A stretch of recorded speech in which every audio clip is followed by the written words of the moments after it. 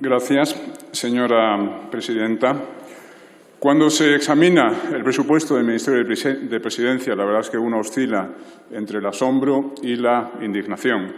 Indigna, por ejemplo, que se haya más que sextuplicado el presupuesto dedicado a los consejeros del Gobierno, asesores del Gobierno.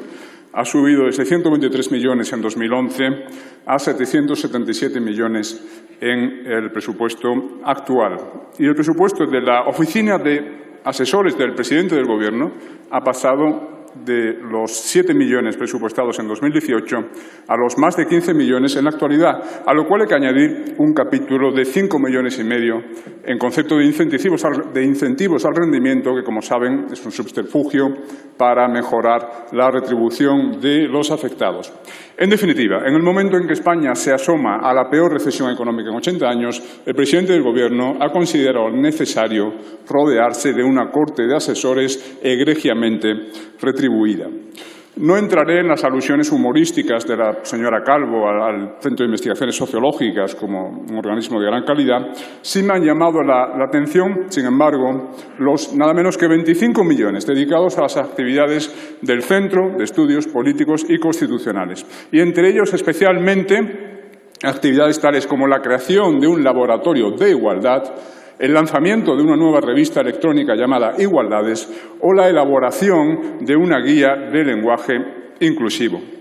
Bien, esta monomanía igualitaria, llamémosla así, podría resultar comprensible en un país que padeciese un grave problema estructural de desigualdad histórica, sociedades como la de la India, que fue una sociedad de castas hasta hace poco, o la sangrante misoginia todavía existente en tantos países islámicos. Pero, afortunadamente, España no es Pakistán, España no es uno de esos países. En España, la igualdad ante la ley, que es la única forma de igualdad moralmente relevante en un país libre, está garantizada por el artículo 14 de la Constitución, aunque ciertamente erosionada en los últimos tiempos, y precisamente por políticas de este Gobierno, como las políticas de género, la asimetría penal característica de las leyes de género que sancionan con pena distinta una misma conducta según sea cometida por un hombre o una mujer. Pero en líneas generales, en España no hay un problema de desigualdad. Los que creemos en la libertad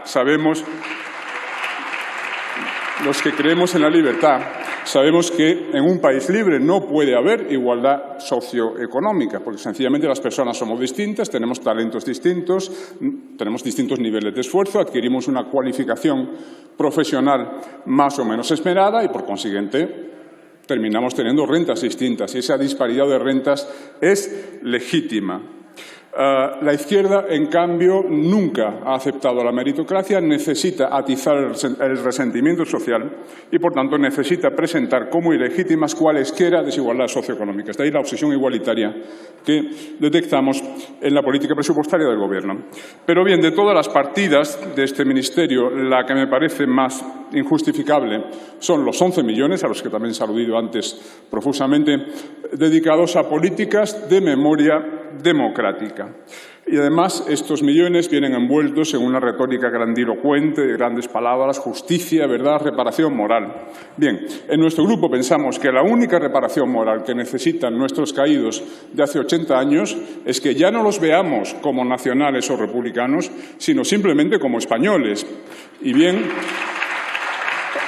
las leyes de memoria apuntan en la dirección exactamente contraria. Insisten en los bandos y, sobre todo, insisten en la jerarquización moral de los bandos, la división en buenos y malos, porque lo que les mueve no es la intención de reparar moralmente a nuestros caídos, sino la de conseguir votos en 2020 con los muertos de 1936.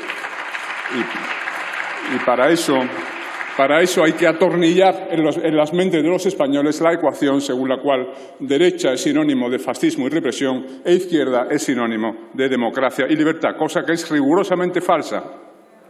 Además, al hacer eso, ustedes están recayendo en el sectarismo que condujo precisamente al fracaso de la Segunda República.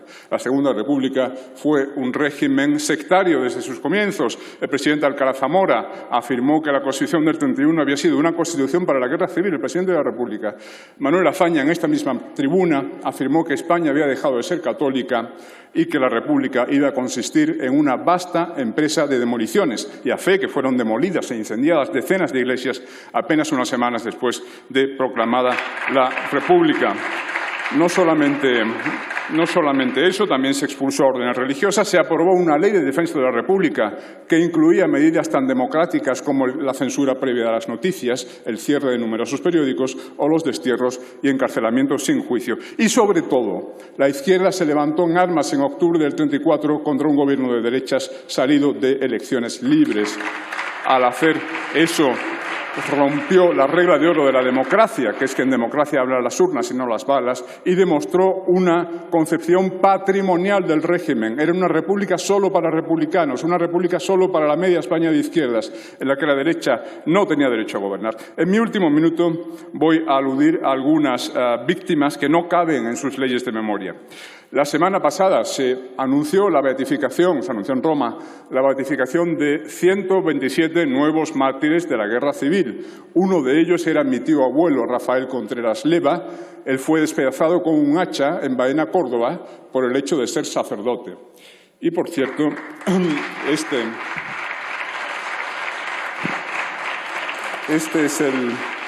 es el crucifijo que llevaba en el momento de ser asesinado. Tanto él es lo que llevaba al pecho cuando le dieron con el hacha. Tanto él como los 80 rehenes cautivos con él fueron muertos por lo que eran, no por lo que habían hecho. No habían hecho nada. Se les mataba por ser de derechas, por ser católicos, etc. Igual que, por ejemplo, el obispo de Barbastro, Florentino Asensio, pues se le cortaron los testículos a lo vivo y se le dejó agonizar atrozmente durante horas. Y bien, y eso son solo gotas de agua en un océano de 60.000 muertes, ¿no? Un océano de sufrimiento. Y en la retaguardia franquista se estaba aplicando una represión también brutal. Muchas gracias, señor Contreras. Ha terminado su tiempo. Y es la principal diferencia entre nosotros. Nosotros asumimos los crímenes de ambos bandos. Muchas gracias, señor Contreras.